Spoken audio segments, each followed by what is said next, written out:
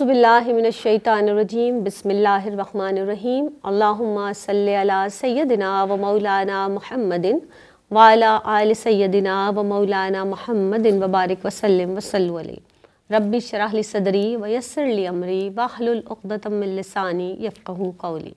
दुनिया भर में जहाँ जहाँ ARYQ TV देखा जा रहा है उन तमाम नाज़रीन की खिदमत में और जितनी समातें इस वक्त मुझे समात कर रही हैं उन तमाम की खिदमत में सैयदा ज़ैनब की जानिब से अस्सलामु अलैकुम व रहमतुल्लाहि व बरकातुहू।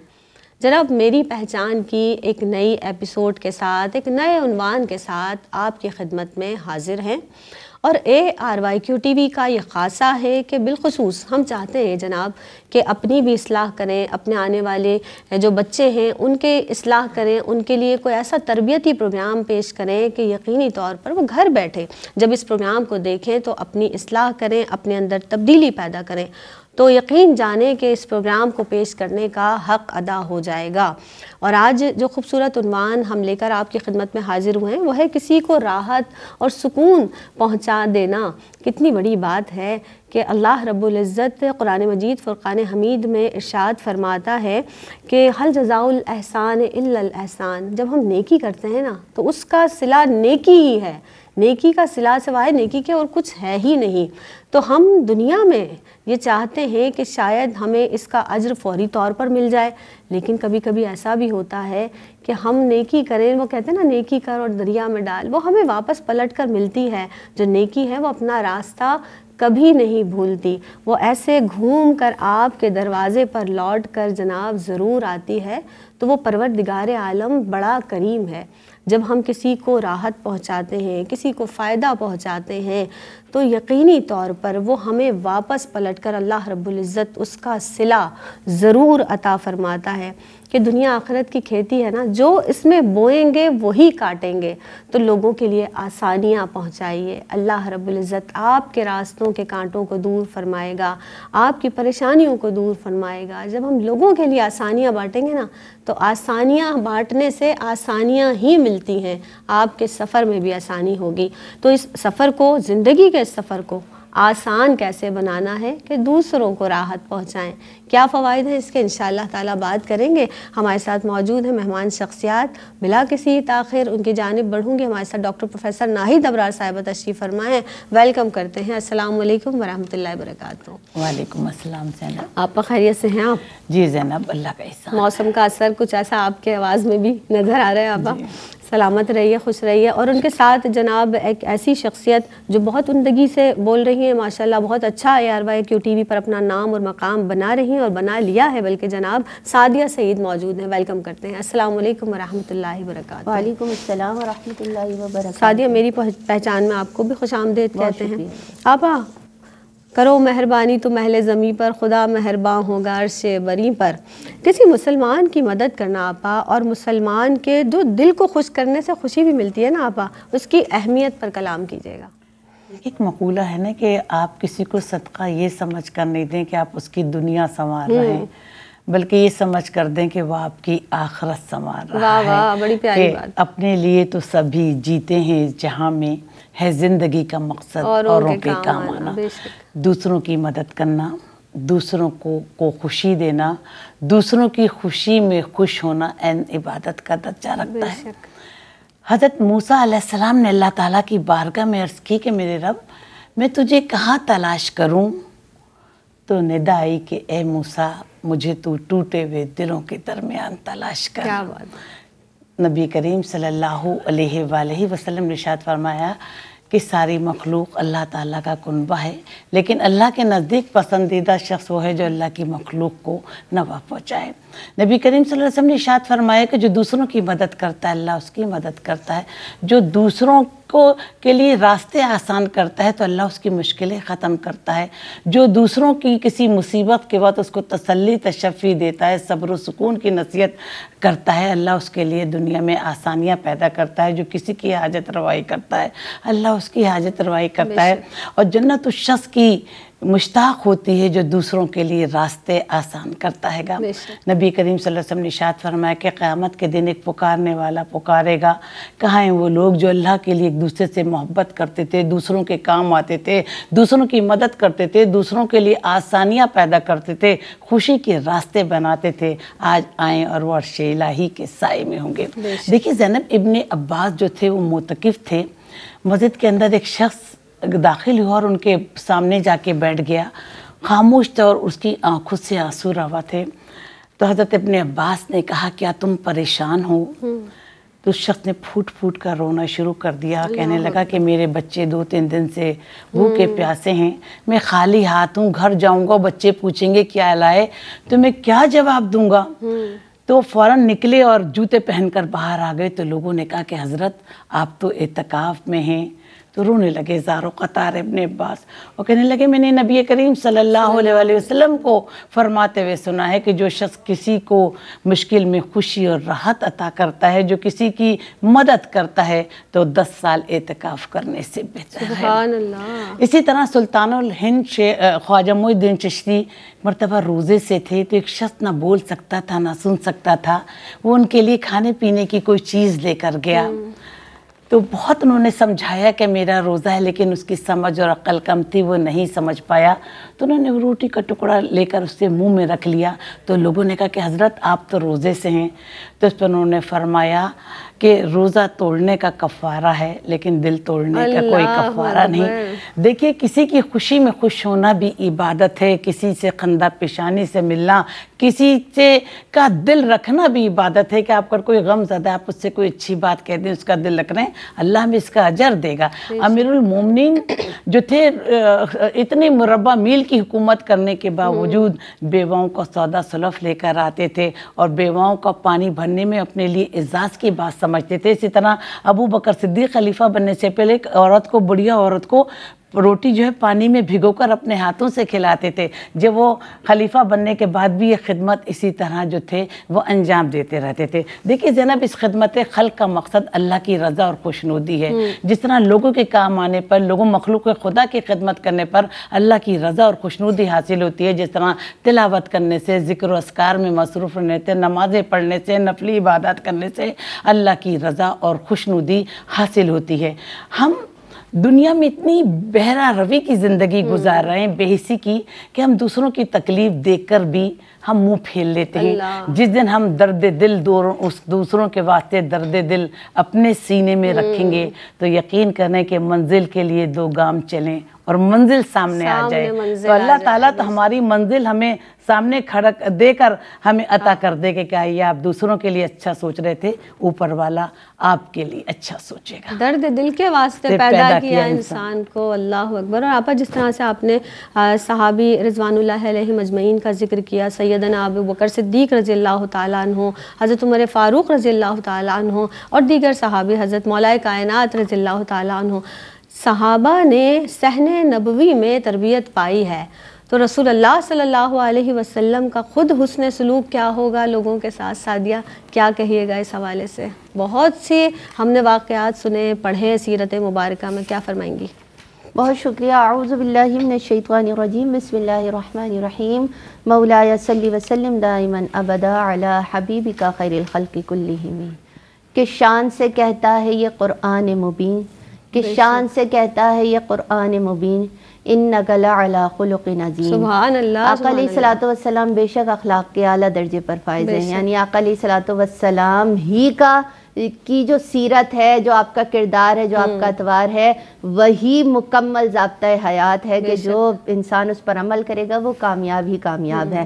آقا علیہ الصلوۃ والسلام کی سیرت مطہرہ کو دیکھیں تو دیکھیں انسان اپنے رشتہ داروں کے ساتھ اس نے سلوک کرتا ہے، اپنے ملنے جلنے والوں سے کرتا ہے، اپنے گھر والوں کے ساتھ کرتا ہے، اپنے گھر والوں کا خیال رکھتا ہے، لیکن سرکار دو عالم صلی اللہ علیہ وآلہ وسلم کی ذات وہ ذات ہے کہ آقا علیہ الصلوۃ والسلام نے جو اپنوں کے ساتھ تھا، کہ یعنی آقا علیہ الصلوۃ والسلام ازواج مطہرات کا بھی اتنا خیال رکھتے تھے. پھر دیکھیے آقا علیہ الصلوۃ والسلام کی خدمت میں حضرت انس 8 سال کے تھے جب تشریف لائے, اور آقا علیہ الصلوۃ والسلام کی خدمت میں رہتے ہوئے آپ یہ فرماتے ہیں کہ میں اگر کوئی غلطی بھی کر دوں یا کسی کام میں کوئی کمی بیشی ہو جائے, آقا علیہ الصلوۃ والسلام نے کبھی بھی یہ نہیں فرمایا کہ میں نے ایسے کیوں کیا اور ایسے کیوں نہیں کیا.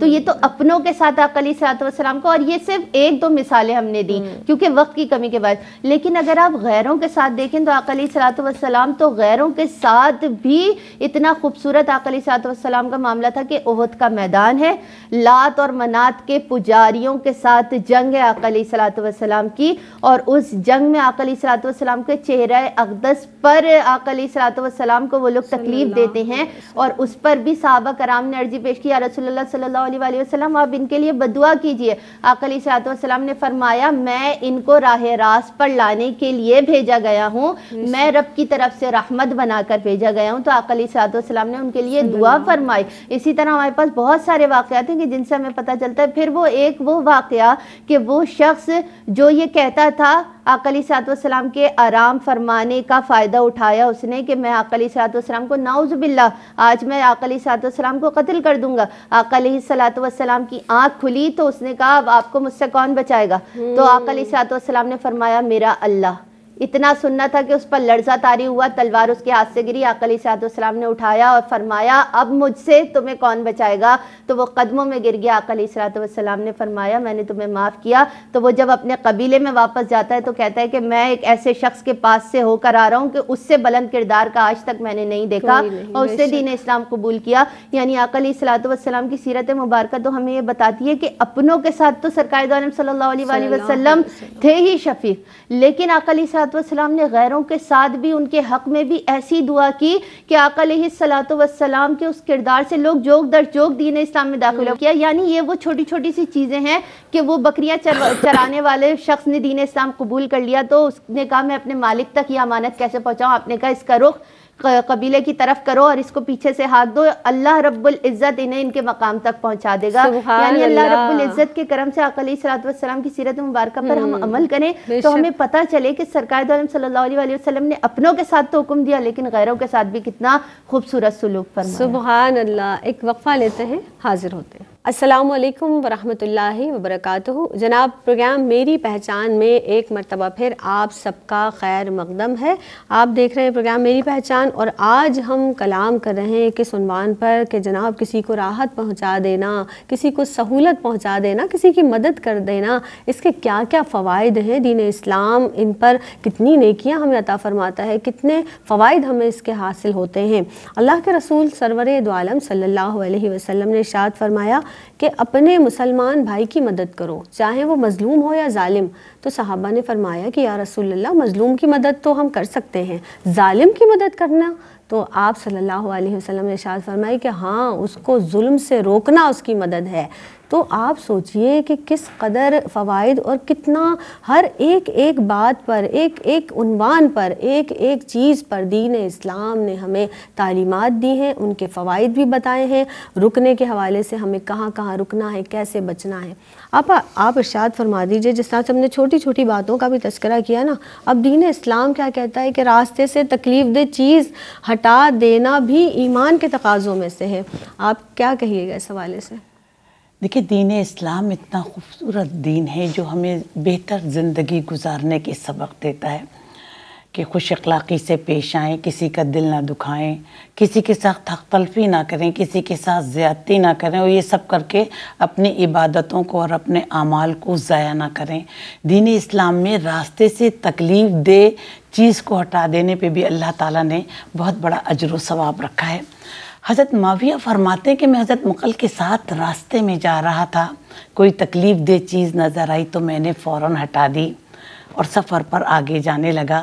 تو پھر راستے میں تکلیف دہ چیز پھر نظر آئی تو حضرت مقل بھاگتے ہوئے جاتے ہیں, وہ تکلیف دہ چیز راستے سے ہٹا دیتے ہیں. تو حضرت معاویہ کہتے ہیں کہ میرے بھتیجے تم نے ایسا کیوں کیا؟ تو انہوں نے کہا کہ ایک تو میں نے آپ کو ایسا کرتے ہوئے دیکھا. تو پھر اس پر حضرت معاویہ نے کہا کہ میں نے نبی کریم صلی اللہ علیہ وآلہ وسلم کو یہ فرماتے ہوئے سنا ہے کہ جو راستے سے تکلیف دہ چیز ہٹا دے اللہ تعالیٰ اس کے نامہ اعمال میں ایک نیکی لکھ دیتا ہے, اور جب یہ نیکی اللہ تعالیٰ کی بارگاہ में मकबूल होती है तो उसके दर्जात बुलंद कर दिए जाते हैं। नबी करीम सल्लल्लाहु अलैहि वसल्लम ने इरशाद फरमाया कि जो किसी मोमिन की फरियाद रसाई करेगा तो अल्लाह ताला उसके नामाए आमाल में 73 बख्शिशें लिख देंगे, और एक बख्शिश ऐसी है जो उसके तमाम इस्लाही कामों की जामिन होगी, और 72 बख्शिशें ऐसी हैं जो क़यामत के दिन उसके दर्जात बुलंद करेंगी। हज़रत अबू हुरैरा नबी करीम सल्लल्लाहु अलैहि वसल्लम की खिदमत में हाजिर हुए और कहने लगे, या रसूलल्लाह, मुझे कोई ऐसी नसीहत कीजिए जो आइंदा ज़िंदगी में मेरे काम आए। तो नबी करीम सल्लल्लाहु अलैहि वसल्लम ने फरमाया कि जब रास्ते में कोई तकलीफ़ दे चीज़ देखो तो इसको फ़ौरन हटा दो।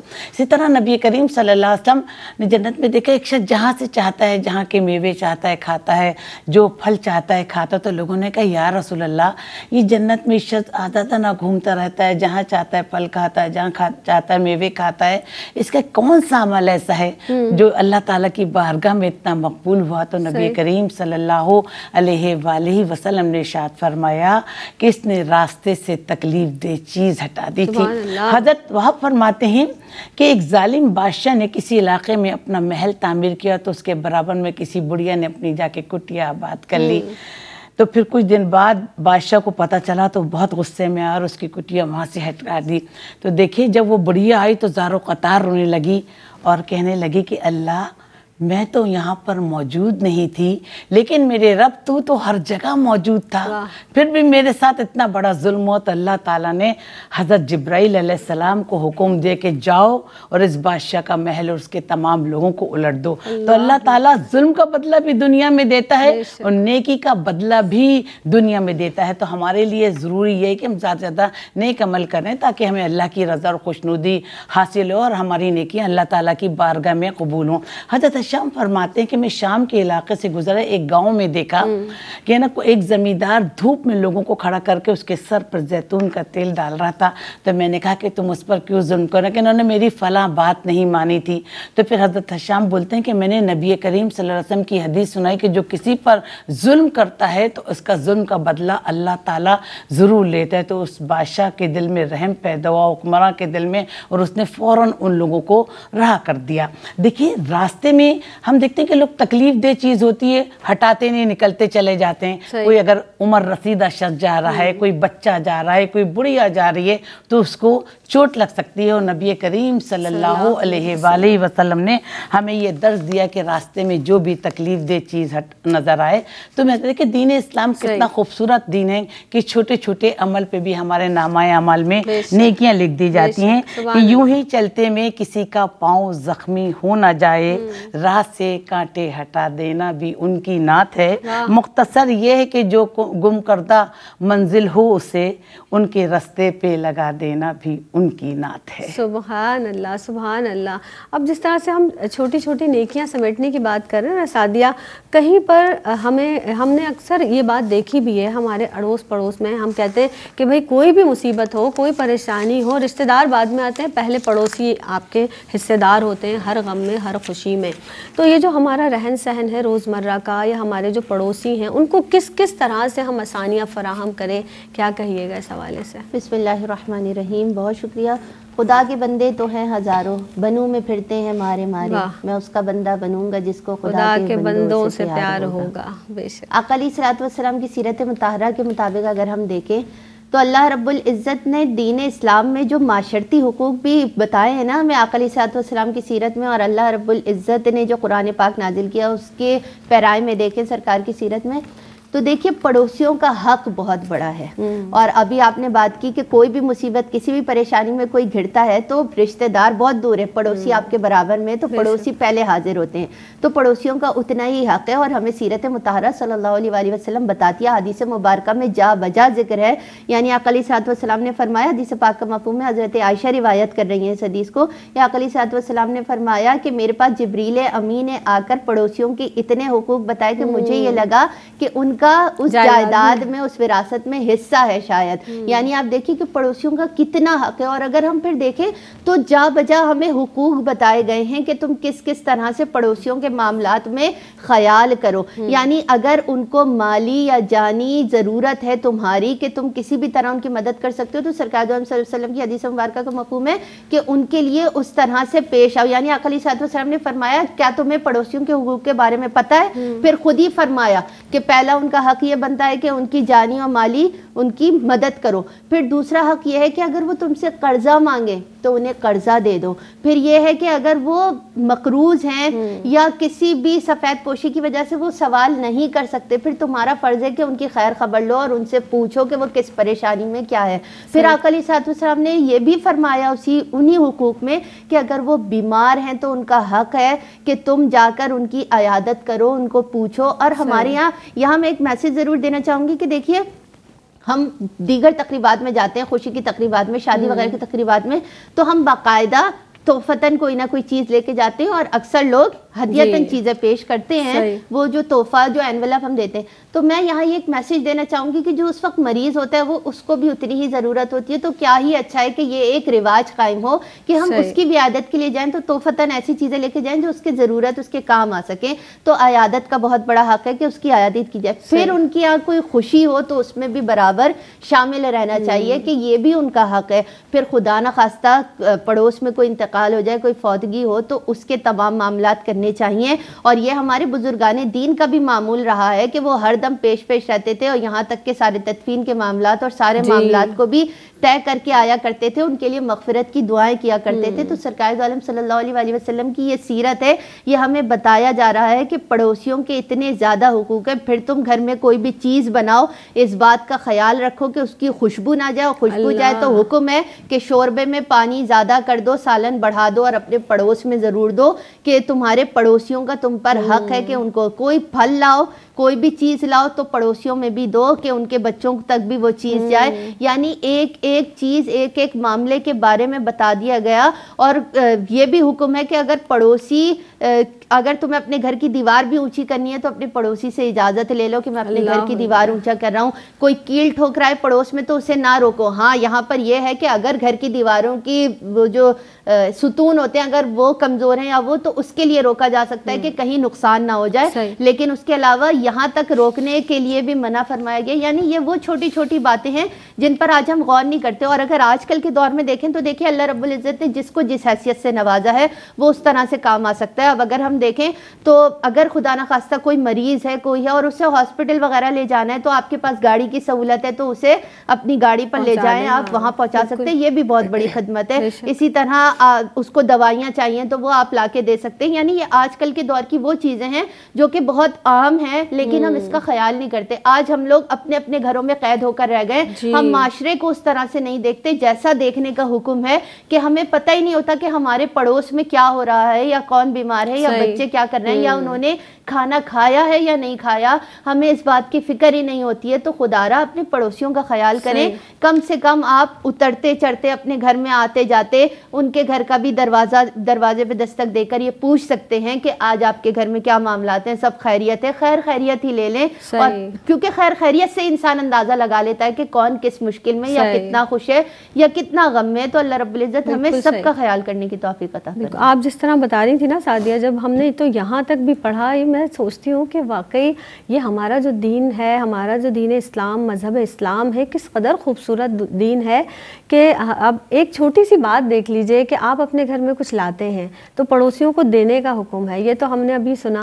آپ گھر کے باہر اس کے چھلکے بھی نہ پھینکیے کہ بچے اگر پڑوس سے آئیں اور وہ دیکھیں تو ان کو وہ ترسی ہوئی نگاہوں سے ان کو نہ دیکھیں. اللہ اکبر، اتنی باریکی سے بتایا گیا اس دین اسلام نے. اور مزید اس پر کلام کریں گے. بہت ہی پیارا خوبصورت دین ہے ہمارا. ایک وقفہ لیتے ہیں، حاضر ہوتے. السلام علیکم ورحمۃ اللہ وبرکاتہ. آپ کا خیر مقدم ہے ایک مرتبہ پھر پروگرام میری پہچان میں. اور جناب واقعی وقفے پہ جانے سے قبل ہم یہ بات کر رہے تھے کہ ہمارا مذہب، ہمارا جو دین اسلام ہے وہ کس قدر آسان بھی ہے، زندگی کو سہل بناتا ہے. مشکلات اس دین میں نہیں ہے بلکہ چاہتا ہے یہ دین کہ آسانیاں بہم پہنچائی جائیں اور بلا تفریق رنگ و نسل. اس حوالے سے میں یہ بات ضرور کہنا چاہوں گی کہ اگر آپ کے پڑوس میں کوئی بھی ہے اس کا بھی خیال آپ نے رکھنا ہے، یہ نہیں کہ صرف مسلمان گھرانے کے تعلق سے۔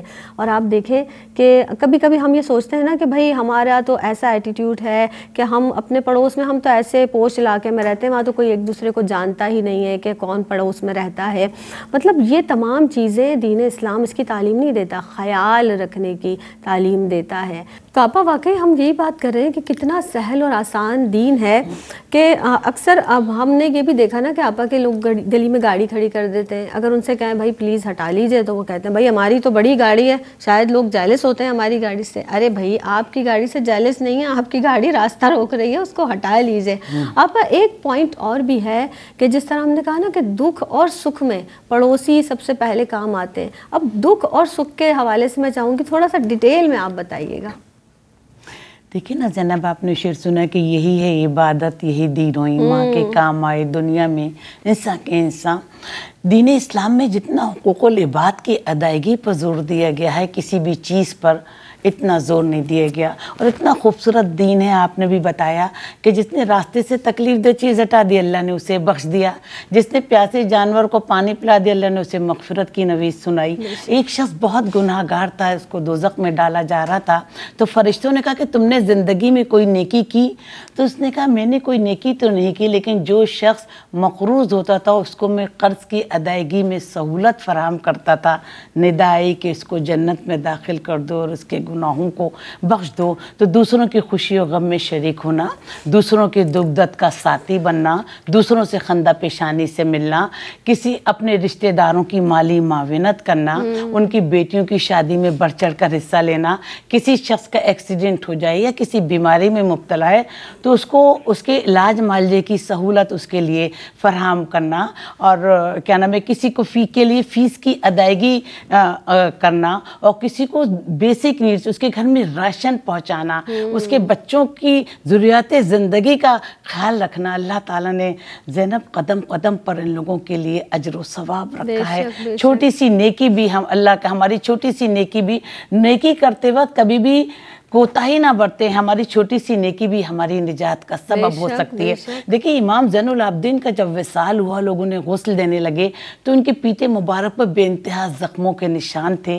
جب لوگوں نے وجہ دریافت کی تو پتہ چلا کہ رات کی تاریکی میں جب دنیا سو جاتی تھی وہ اپنے پیتے مبارک پر راشن لادا کرتے تھے اور لوگوں کے گھر پہنچایا کرتے تھے، اور ان کے وصال کے بعد یہ پتہ چلا کہ 1000 گھر ایسے تھے جن کی وہ مالی اعانت کیا کرتے تھے۔ اسی طرح جب حضرت علی کرم اللہ وجہہ کا وصال ہوا اور جنت کے دونوں شہزادے ان کو آخری منزل تک پہنچا کر آ رہے تھے تو ایک مطلب کہ جنگل میں ایک جھوپڑی نظر آئی تو وہ پانی پینے وہاں گئے تو بڑھیا رو رہی تھی کہ ایک شخص آتا تھا، روز میرے لیے کھانا بنا کے لاتا تھا اور مجھے اپنے ہاتھ سے کھلاتا تھا۔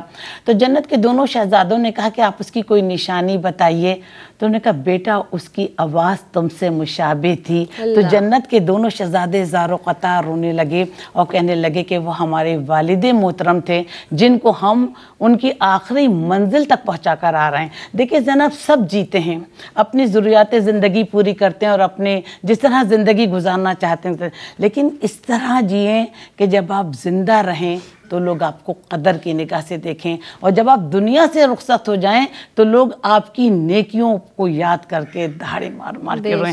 ایک عورت مسجد میں جھاڑو لگایا کرتی تھی، جب نبی کریم صلی اللہ علیہ وسلم کو پتہ چلا کہ اس کا انتقال ہو گیا تو نبی کریم صلی اللہ علیہ وسلم نے کہا تم نے مجھے کیوں نہیں بتایا؟ پھر اس کی قبر معلوم کی، وہاں پر جا کر نبی کریم صلی اللہ علیہ وسلم نے نماز جنازہ پڑھی اور فرمایا کہ اہل قبور کی قبریں جو تاریکی میں ہوتی ہیں اور میری وہاں نماز جنازہ پڑھنے سے اللہ ان قبروں کو منور کر دیتا ہے۔ تو دیکھیے انسانیت کا درد رکھیے، انسانیت قیمتی خزانہ ہے، اسے لباس میں نہیں انسانوں میں تلاش کریں۔ جس نے انسانیت کا خیال رکھا اور جو لوگوں کے کام آیا تو میرا ایمان ہے کہ اللہ تعالیٰ اسے دنیا میں اتنا نوازتا ہے، کہتا اللہ ہم اتنی نعمتیں عطا کر دی، ہم کس طرح تیرا شکر ادا کریں؟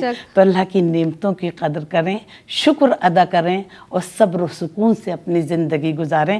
دیکھیے سکون کی کوئی نعم البدل نہیں. جس کی زندگی میں سکون اور ایمان ہے وہ ایک مطمئن زندگی گزارتا ہے, اور مطمئن زندگی ہم اسی وقت گزار سکتے ہیں جب حقوق اللہ کے ساتھ حقوق العباد کی ادائیگی اور آپ جو نعمتیں اللہ نے آپ کو دی ہیں ان میں سے تقسیم کریں. بار بار یہی بات ہو رہی ہے کہ آپ کو جو نعمت دی ہے اسی میں سے سہولت پہنچائیے. اللہ رب العزت ان نعمتوں کو بڑھا دے گا. یہ قانون ہے اور اللہ کا قانون نہیں بدلتا, یاد رکھیے اللہ کا قانون نہیں بدلتا. بچوں کی تربیت کے حوالے سے بھی میں چاہوں گی آپا, جس طرح سے کہیں ہم دیکھتے ہیں نا پڑوس میں کوئی کمزور ہے, ایک بچے کے اخراجات آپ اپنے ذمہ لے لیجئے. کتنی بڑی بات ہے کہ وہ بچہ جب پڑھے گا, کسی مقام پر پہنچے گا, جب تک وہ کام کرتا رہے گا اور اچھائی اور بھلائی کے کام کرتا رہے گا تو آپ کو بھی اس کا اجر ملے گا. سعدیہ آپ کی طرف بڑھوں گی بلا کسی تاخیر. سعدیہ ایک معاملہ ہے, خاص طور پر لوگ قرض لے لیتے ہیں پھر پریشان رہتے ہیں. آپ یقین کریں لوگوں کی ساری زندگی قرض اتارنے میں گزر جاتی ہے. تو دین اسلام نے اس پر بھی بہت زیادہ زور دیا ہے کہ قرض داروں کی جو مدد کرتا ہے نا, قرض اتارنے میں ان کی مدد کرتا ہے. اس تعلق سے میں چاہوں گی اس پوائنٹ کو آپ ضرور فرمائیے. بسم اللہ الرحمن الرحیم. سورہ بقرہ میں اللہ رب العزت نے ارشاد فرمایا, آیت پاک کا مفہوم ہے, اور اگر قرض دار تنگی میں ہے تو اسے مہلت دو آسانی تک, اور اگر تم معاف کر دیتے ہو تو یہ تمہارے لیے بہتر ہے اگر تم جانو. اللہ رب العزت نے قرآن پاک میں فرما دیا. دیکھیے آقا علیہ الصلوۃ والسلام کی سیرت مبارکہ سے بھی ہمیں پتہ چلتا ہے کہ آقا علیہ الصلوۃ والسلام نے بھی فرمایا, حدیث پاک کا مفہوم ہے کہ اگر کوئی شخص چاہے کہ اس کے قیامت کے دن کی تکلیفات سے اسے نجات ملے تو اسے چاہیے کہ وہ مفلس کو مہلت دے یا پھر قرض معاف کر دے. پھر آقا علیہ الصلوۃ والسلام نے یہ بھی فرمایا کہ کوئی دنیا میں قرض دار کا قرض معاف کرتا ہے تو وہ کل قیامت کے دن اللہ کے عرش کے سائے میں سے ایک سائے میں ہوگا, جبکہ اس دن کوئی اور سایہ نہیں ہوگا. اور ابھی آپا نے بھی جس حدیث مبارکہ کا ذکر کیا, یعنی جب ایک فرشتہ ایک شخص کی روح قبض کرنے آیا تو اس سے پوچھا کہ تمہارا کوئی نیک عمل, تو اس نے کہا کہ میرا کوئی عمل ایسا نہیں ہے. اس نے کہا غور کرو, تو اس نے غور کیا, اس نے کہا ایسا تو کوئی نہیں ہے, بس یہ ہے کہ میں تجارت کیا کرتا تھا تو مالدار بھی مجھ سے مہلت مانگتا تھا تو میں دے دیتا تھا, اور تقریباً مفلسوں کا تو قرض معاف ہی کر دیا کرتا تھا. تو اللہ رب العزت مطلب درگزر کرتا تھا. اللہ رب العزت نے فرشتے سے فرمایا کہ تم بھی اس سے درگزر کرو. تو یعنی ہمیں بتاتی ہے سرکار دو عالم صلی اللہ علیہ وسلم کی سیرت کہ اگر کوئی قرض لے کر مشکل میں ہے تو اس کے لیے آسانی کرو گے, تو تم یہاں آسانی کرو گے, رب وہاں تمہارے لیے آسانی رکھے گا. امام اعظم ابو حنیفہ کا ایک بہت خوبصورت واقعہ ہے کہ ایک مجوسی نے امام اعظم ابو حنیفہ سے قرضہ لیا ہوا تھا. کچھ دن گزر گیا, امام اعظم ابو حنیفہ اس سے جب قرضہ لینے گئے تو آپ جب راستے میں جا رہے تھے تو آپ کے جوتوں میں کچھ گندگی لگ گئی. آپ اس کے گھر کے پاس پہنچے تو اپنے جوتوں کو صاف کرنے لگے تو اس کی دیوار پر وہ گندگی لگ گئی, اور دیوار اتنی خستہ تھی کہ اگر وہ اس کو صاف کرتے تو وہ بھی جھڑتی دیوار بھی. تو آپ نے دروازے پر دستک دی, اس کی خادمہ باہر آئی تو اس شخص کو بلوایا. وہ شخص آیا, اس نے گھر اندر جا کے بتایا امام اعظم ابو حنیفہ آئے. وہ باہر آئے تو وہ سمجھ گیا کہ آپ قرضہ جو مجھے دیا ہوا تھا وہ لینے آئے ہیں.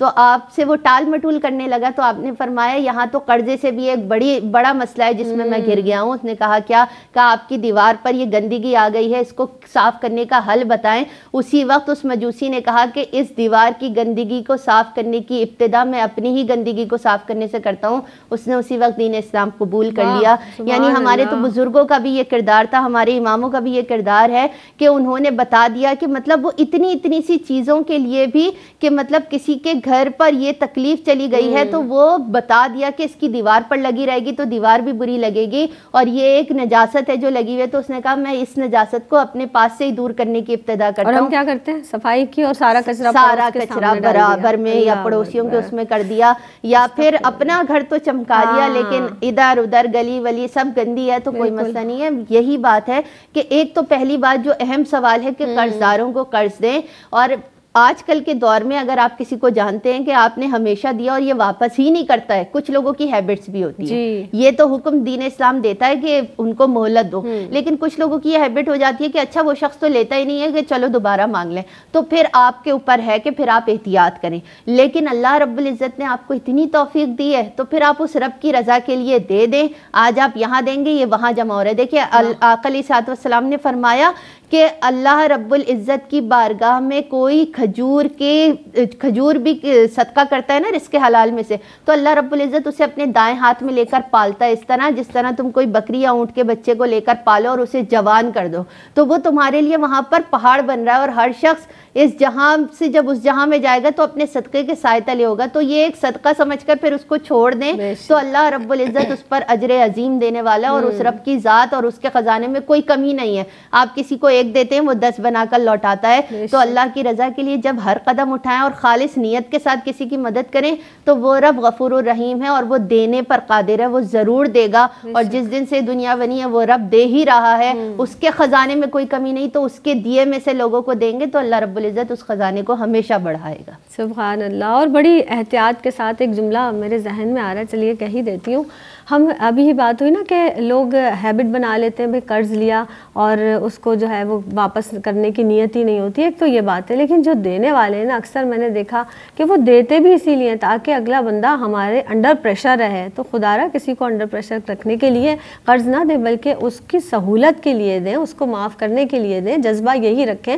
یہ نہ ہو کہ آپ پھر بڑے چوڑے ہو کر گھومتے رہیں اور اس کے سامنے اس کو محکوم بنا لیں کہ بھائی ہم نے اس کی مدد کی ہے۔ نا جی نا، وہ اللہ دیکھ رہا ہے، اللہ کی خاطر کرے جو کچھ کرنا ہے۔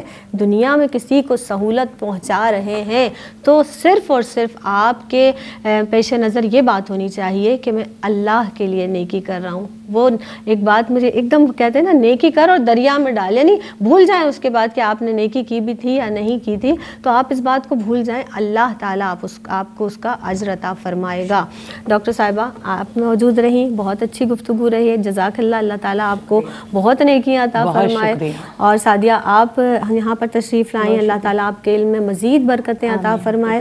جناب ہم بس یہی بات اول وقت سے ہی کر رہے ہیں کہ جب ہم لوگوں کو راحت پہنچائیں گے نا تو وہ راحت آپ کے نصیب میں واپس آئے گی ہی آئے گی۔ میں نے ابھی کچھ دیر پہلے بھی یہ جملہ کہا کہ اللہ کا قانون ہے اور وہ قانون نہیں بدلتا، دینے سے مال بڑھتا ہے، یہ طے شدہ بات ہے، تو دیجئے، وہ خود مال آپ کو جو ہے وہ مزید بڑھ کر عطا فرمائے گا، وہ پاک پروردگار عالم۔